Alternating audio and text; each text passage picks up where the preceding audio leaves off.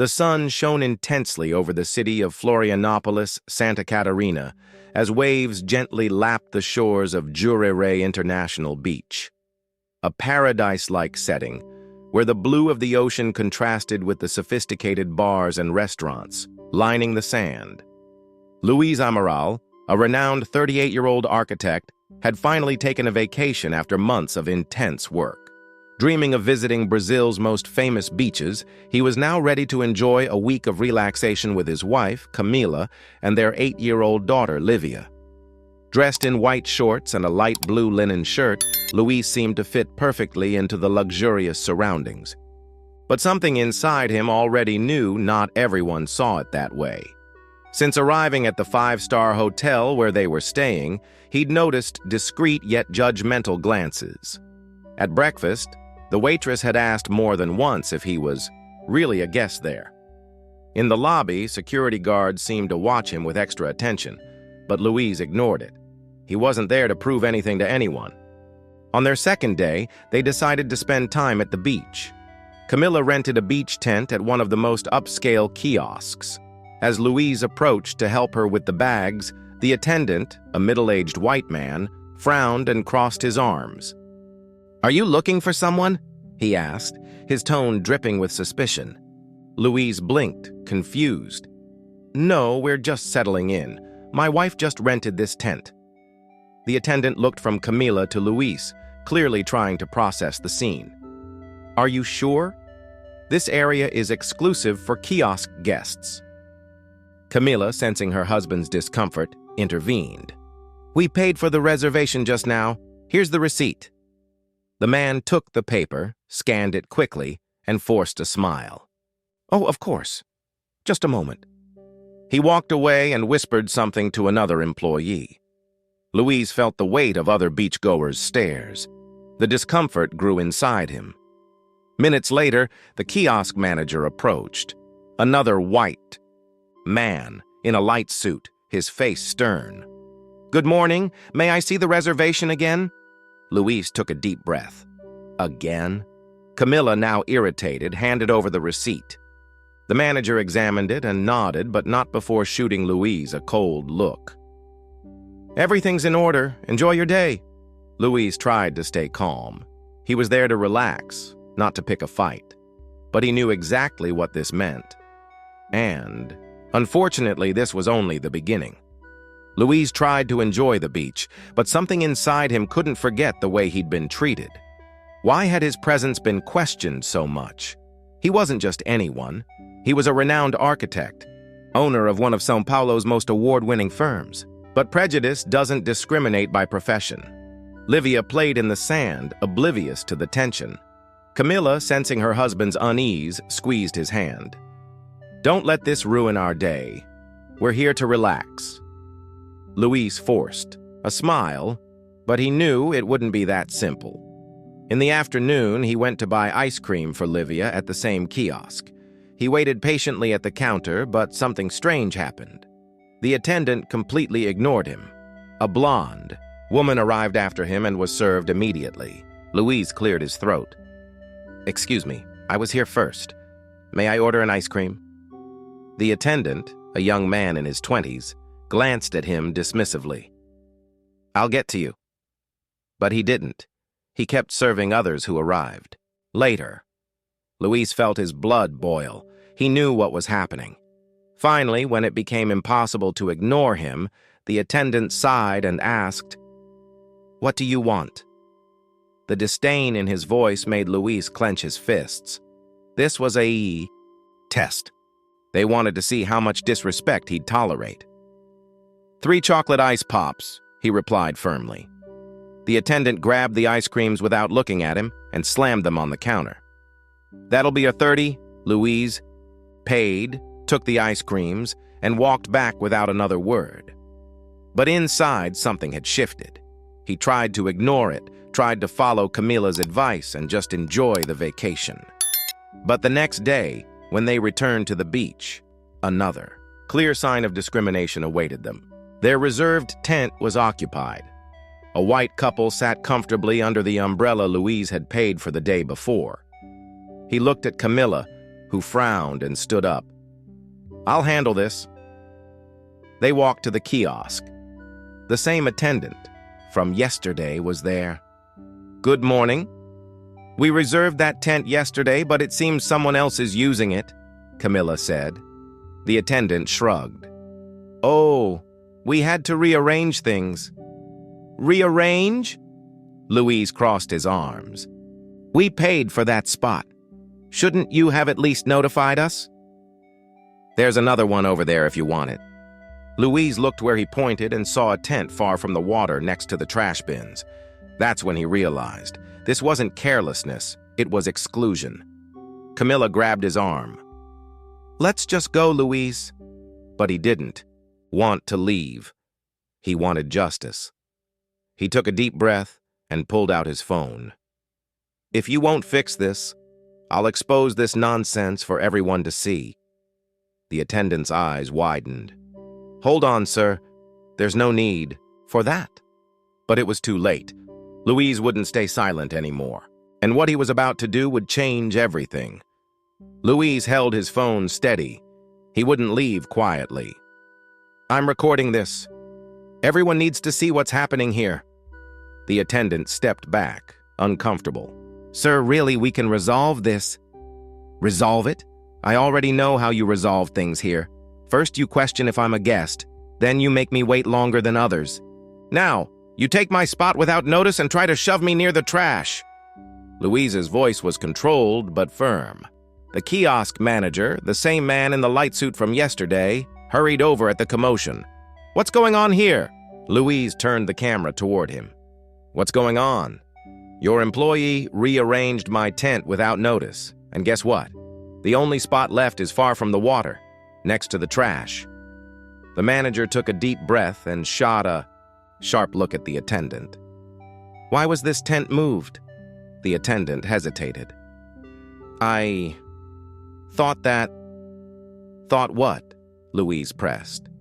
The manager tried to smooth things over. "Sir, we apologize for the misunderstanding. We'll arrange another tent for you immediately."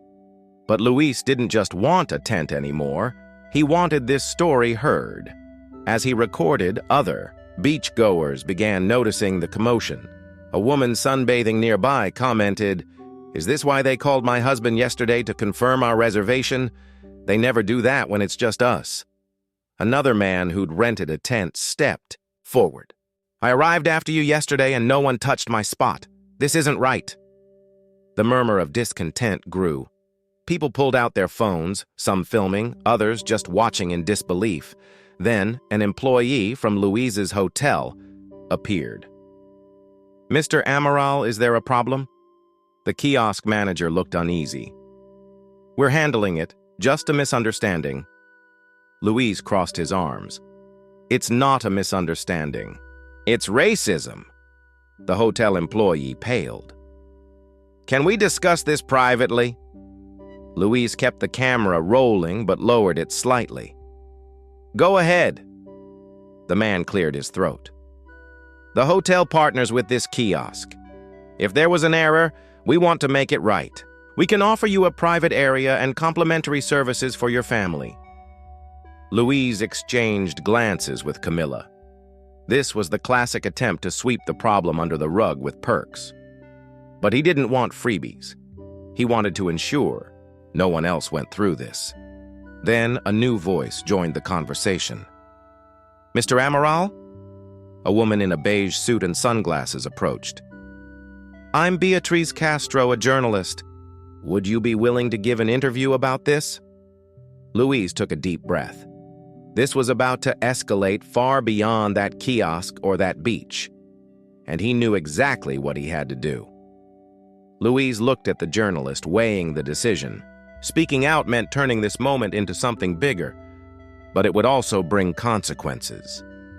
Camilla touched his arm. "If you want to expose this, I support you. But are you sure?" He glanced at Livia, playing innocently in the sand, unaware of the storm around her. This fight wasn't just for him. It was for her future. He turned to Beatriz and nodded. "I'll give the interview." The journalist grabbed a microphone and signaled her cameraman. A crowd began forming, tension thick in the air. "Mr. Amaral, can you explain what happened?" Beatrice asked professionally. Louise took a breath and began. "My family is staying at one of the most expensive hotels on this beach. Yesterday, we rented a tent at this kiosk, and today, we were rearranged to a worse spot without notice, all after being questioned multiple times about whether we were really guests." The journalist frowned. "Do you believe this happened because of your race?" Louise held the microphone firmly. "I believe if I were white, none of this would have happened." A murmur spread through the crowd. Some nodded in agreement, others just watched, stunned by his courage. The kiosk manager, pale, tried to slip away, but Beatrice spotted him. "Would you like to comment?" she asked, approaching him. "It was an organizational error, nothing more," he replied quickly. "Then why was he treated differently from other guests?" she pressed. The man stammered. He knew any wrong word could backfire. Meanwhile, the interview was already streaming live on the news outlet's social media. The backlash was immediate. Comments poured in. "This always happens. Finally, someone speaking up. I've been through this and stayed silent. Thank you for speaking out." Minutes later, Louise's hotel issued a statement. "We deeply regret any discomfort caused to our guests and reaffirm our commitment to equality and respect for all." A clear attempt at damage control. But the story was already out of their hands. As the sun set, Louise realized he'd unintentionally sparked a national conversation about racism in leisure spaces, and this fight was just beginning. The next morning, Louise woke to his phone exploding with notifications. The interview had gone viral. In less than 24 hours, it had millions of views. National newspapers picked up the story. Racism at luxury beach. Architect denounces discrimination in Robbery International. Celebrities weighed in. Lawyers offered support. Politicians demanded action. The backlash was so intense that the kiosk soon posted a damage control statement. "We regret any misunderstanding and emphasize that our business does not condone discrimination of any kind." But the empty apology convinced no one. By evening, Louise received an unexpected call. "Mr. Amaral?" The voice on the line was serious. "I'm Daniel Lemos, a prosecutor with the public ministry. I'd like to discuss your case." Louise frowned. "My case?" "Yes. We've had prior complaints against this kiosk and other establishments in the area for discriminatory practices. But we lacked concrete evidence. Your video could be the key to filing a formal lawsuit." A chill ran down Louise's spine.